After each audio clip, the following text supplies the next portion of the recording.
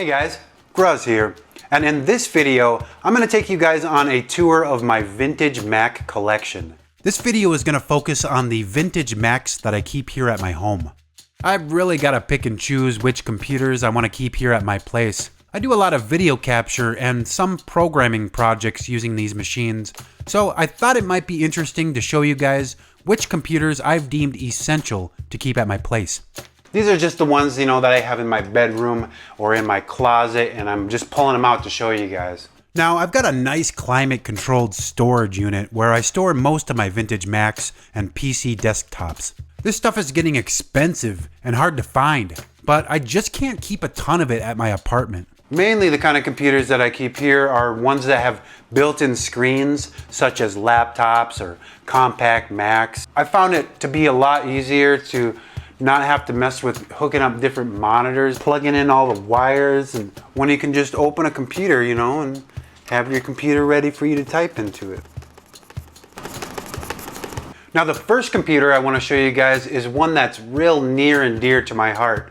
This is one that I've had for a while now, and if you remember my very, very old videos back from 2010 where I just pointed a camera right at the screen of a Mac, well, that is this computer. This is the computer that got me into making videos here on YouTube. Let's check it out. So first up, this computer right here is my baby. My Macintosh SE SuperDrive. My wife actually surprised me with this computer back in 2009. I grew up with a Mac SE in the 80s, and my actual first computer that was my own was a hand-me-down SE30 from my aunt. Unfortunately, our original SE died back in the 90s, and I gave away my SE30 back in the early 2000s. So there was a good 8 or 9 year period where I didn't have a compact Mac. I had PowerPC machines all along, but still there's something special about these black and white computers. Of course, back then there was no videos about compact Macs online, almost like they were being forgotten. So I started a series here on YouTube called Classic Mac Games. It was through that series where I learned about video production, and I found out that I really like making videos.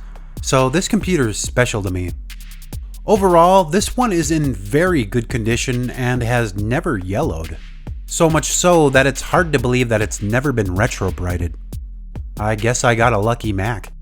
This guy's been maxed out at 4 megabytes of RAM, and with a healthy 250 megabyte SCSI hard drive. It tri-boots Systems 4.3, 6.0.8, as well as System 7 for maximum compatibility with games.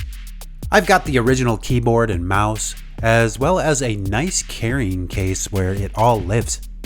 You might have noticed the Radius Accelerator 16 sticker on the front of this computer. This is a 68020 upgrade card clocked at 16 megahertz. It's a pretty cool card. I should do a review about it sometime. This upgrade card didn't originally come with this computer. I actually found it in another Mac SE that was in worse cosmetic shape, so I moved it over to this computer. I like it. A couple years ago, I added an 800K external floppy drive to go with this computer. I completely restored and serviced the drive except for retro-writing it, which I think I might do this summer. So yeah, this is my favorite computer that I own. Actually, across all my videos here on YouTube, this very computer is probably one of the most viewed compact Macs on the internet. That's pretty cool. This is my backup, spare, stock Mac SE. This guy is sporting 2 megabytes of RAM, as well as an 80 megabyte drive, I believe it was. This is the Mac SE that originally had the accelerator card in it. As you can see, it isn't in fantastic shape. It's yellowed significantly, with some areas worse than others. The CRT in this computer is not in perfect shape either. Unfortunately, it's got some burn-in. But other than that, this is a fully functioning SE and is still completely usable. I got this one from a Craigslist ad by a local advertising agency. I got a couple Macs in this deal for, I think it was around 50 bucks. This was back in 2013, so about 8 years ago at this point. This was the other computer I got in the 2013 acquisitions. This is a PowerBook 165C. the first color PowerBook ever, and the first laptop ever to support 256 colors on the internal display. Unfortunately, that display was of the passive matrix type. If you don't know what that means, it's when things moving on the display look blurry and leave ghost images on the screen. There's passive matrix and active matrix is what you want. I hate this display, so when I use this computer, it's always with the external video connector hooked up to a monitor.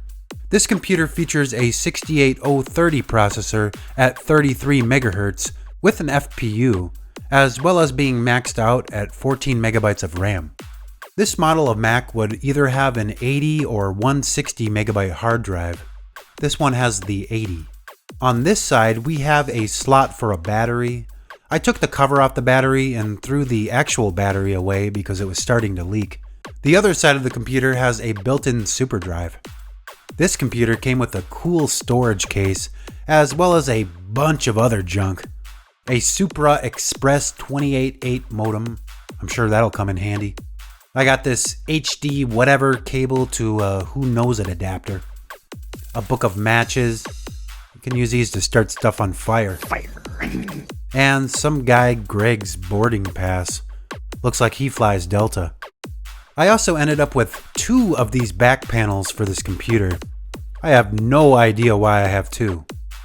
This is a good computer for playing those early color 68K Mac games. I pretty much use it as a more portable desktop machine by hooking up an external monitor and an external keyboard and mouse. It's an awesome computer when you've got it set up like that.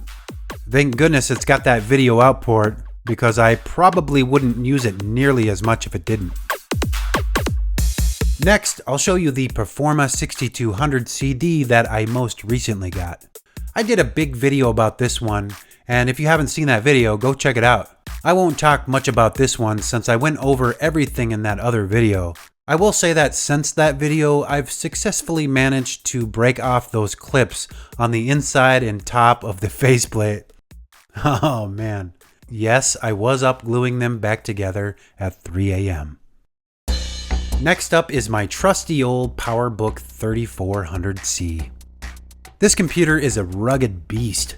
I use this guy for just about all of my videos where I'm showing PowerPC gameplay.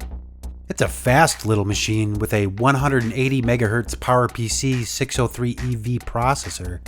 It's running System 7.6.1 with 16 megabytes of RAM and a 1.3 gigabyte hard drive. It came with this cool case that you can tell it's lived its life in.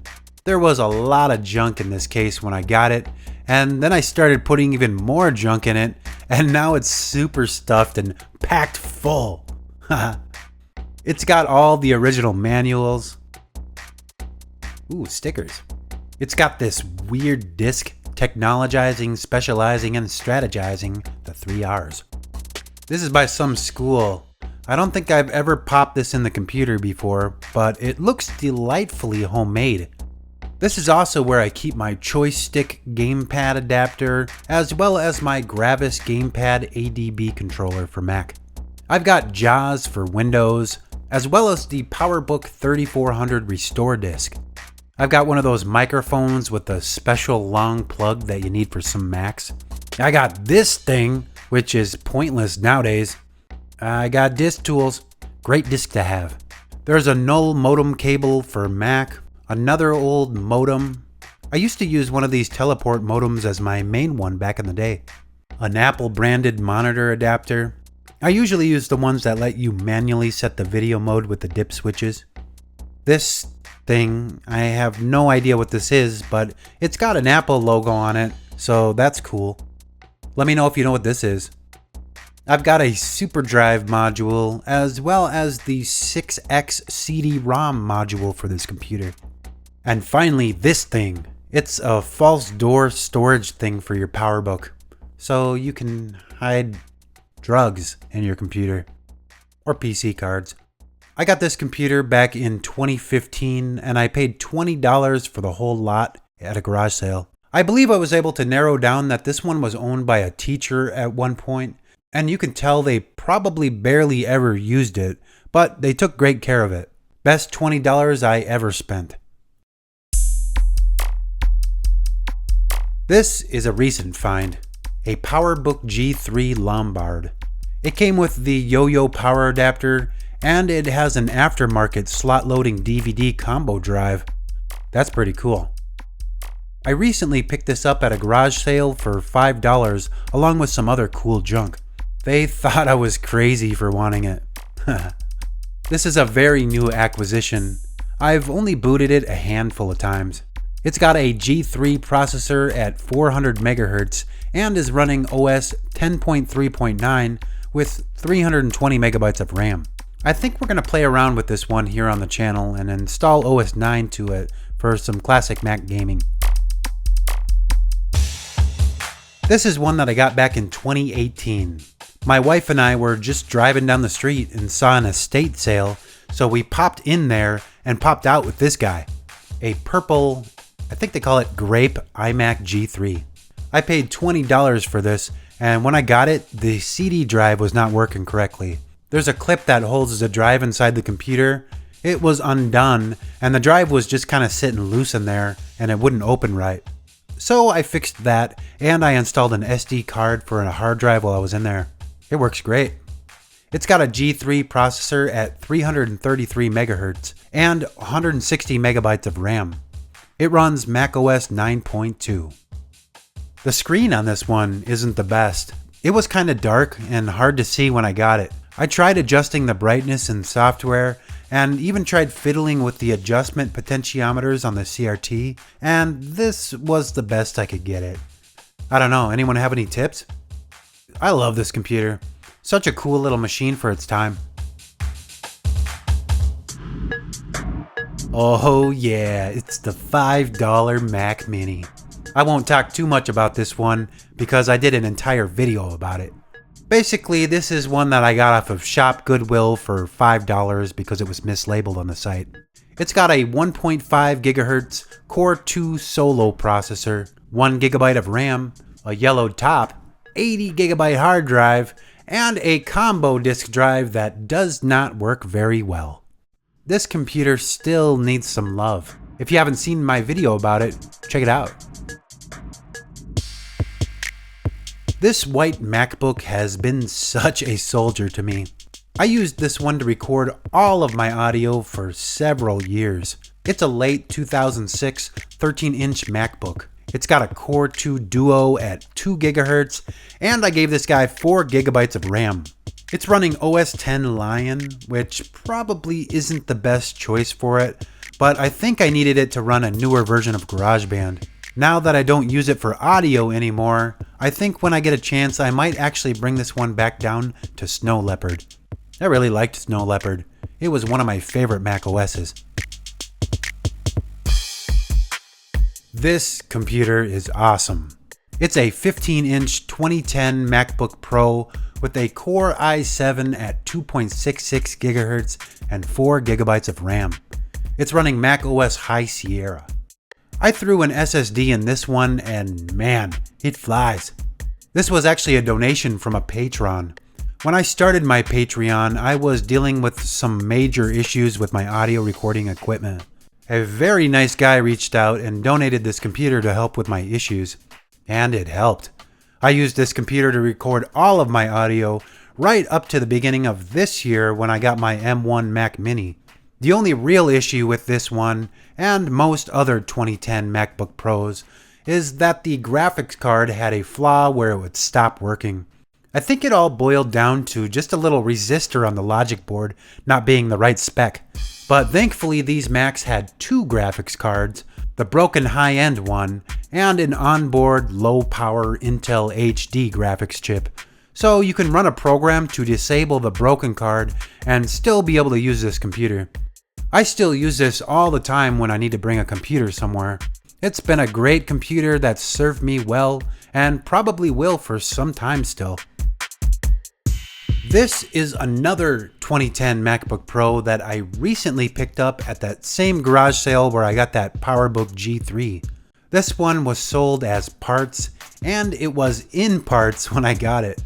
The problem was that it wasn't charging when plugged in. The previous owner tore it all up and replaced the battery trying to fix it. I guess they couldn't fix it, so they didn't even bother putting the screws back in. So when I got it, it was in pieces. Poor thing was trashed and very filthy. I cleaned it up and did 2 seconds of research to find out that I just needed to reset the NVRAM by holding some keys when you power it on. And it started charging it again just fine. I had to order some new screws for it. This computer does have some damage, but thankfully all of the screws were still able to screw into it and hold it all together. There was no RAM or hard drive in this one, so I still need to grab those for it, but otherwise it was a great deal for 10 bucks. So last but not least, this right here is my main computer. Right here I've got the M1 Mac Mini, and I've got the Thunderbolt display right here. Right there I've got a Dell 144Hz display that I use for gaming and stuff like that. And then here I have the Razer Huntsman Elite keyboard. Great keyboard, I love this keyboard. And then right here I've got the Logitech MX Master 3 mouse. I highly recommend this mouse. It's a little more expensive than any other mouse that I've ever bought, but it's totally worth it. It's great for video editing and stuff like that. And then yeah, I got my studio monitor speakers, and this is pretty much it. It's a great setup, a great video editing setup. I love it. I have a lot of fun here. Well, that's all the computers that I had to show you guys today. I hope you enjoyed the video. If you did, make sure to leave a like on it to let me know. And if you're new to this channel, make sure to hit that subscribe button for more videos like this. This channel's still very new, and I plan on doing a lot more videos like this. So make sure to subscribe if you haven't already. Thanks so much for your time today. I'll see you guys soon in the next video. Goodbye.